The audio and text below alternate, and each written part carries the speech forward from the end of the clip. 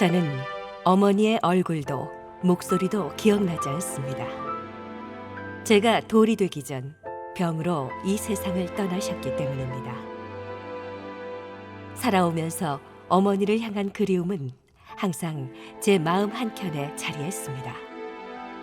어린 시절 친구 어머니가 따뜻하게 맞아주시며 맛있는 간식을 주실 때는 어머니가 더욱 그리웠습니다.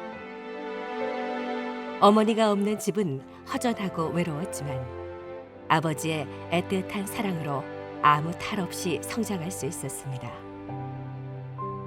9살 되던 해, 영문도 모른 채 아버지 손에 이끌려 간 곳은 전주의 한 사찰이었습니다.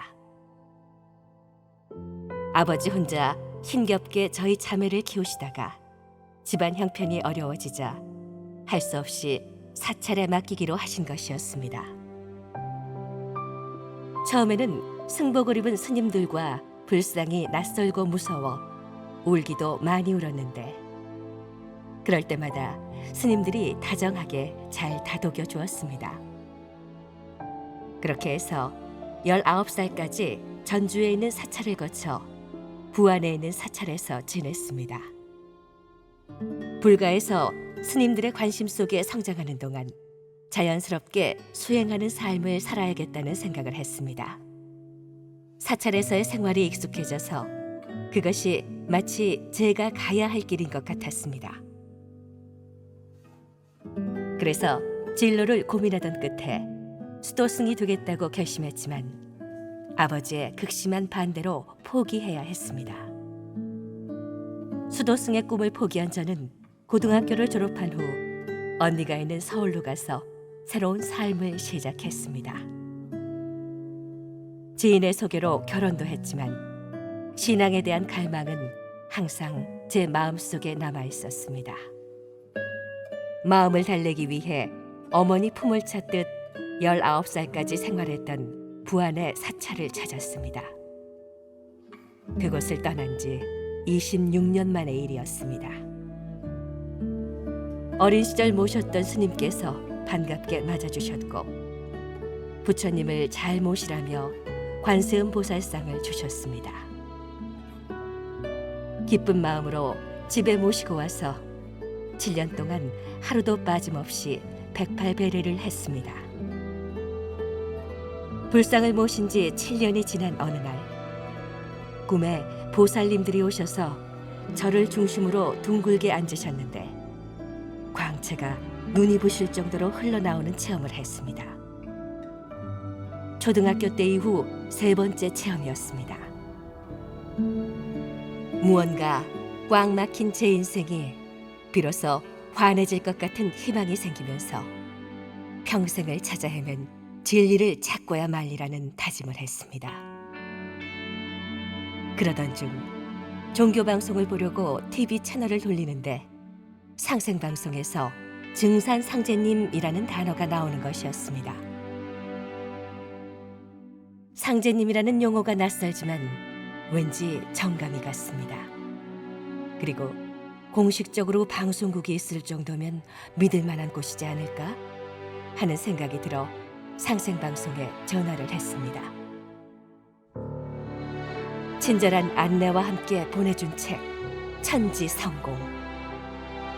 책을 읽던 저는 정신이 번쩍 들었습니다.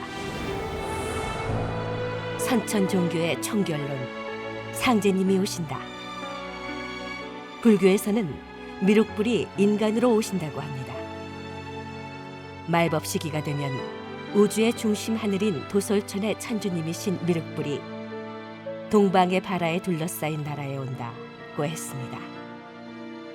이것을 알고 있었기에 석가모니는 제자들에게 너희는 내 법으로 열반에 들지 말고 앞으로 오시는 미륵님의 계법을 구하라고 하였던 것입니다.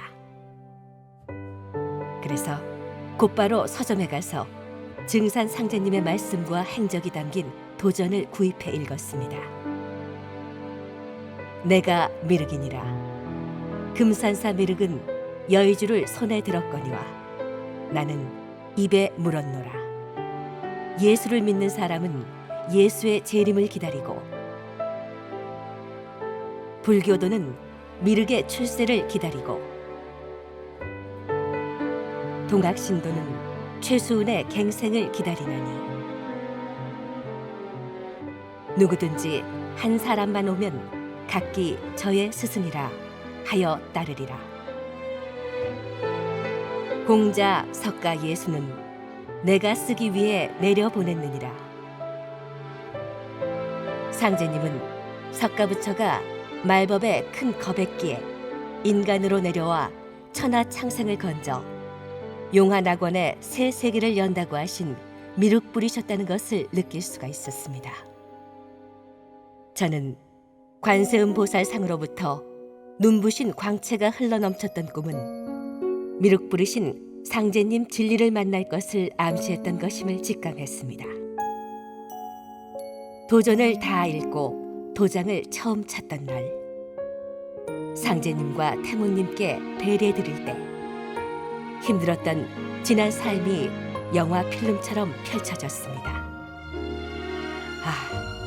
모든 것이 상제님 진리를 만나기 위한 과정이었구나 라는 생각이 들면서 눈물이 한없이 흘렀습니다. 상제님이시여, 태모님이시여, 상제님 진리로 인도해 주셔서 감사드리옵니다. 늦게 찾아온 저를 용서하여 주시옵소서. 사람을 많이 살려 후천 선경으로 인도하겠다는 입도식의 맹세를 잊지 않고 진리를 널리 전해 보훈하는 도생이 되겠습니다. 형어천지하여 생인하나니 만물지중에 유인이 최귀하니라. 하늘과 땅을 형상하여 사람이 생겨났나니 만물 가운데 오직 사람이 가장 존귀하니라. 천지생인하여 용인하나니 불참어천지 용인지시면 하가왈 인생호와. 천지가 사람을 낳아 사람을 쓰나니 천지에서 사람을 쓰는 이때에 참여하지 못하면 어찌 그것을 인생이라 할 수 있겠느냐.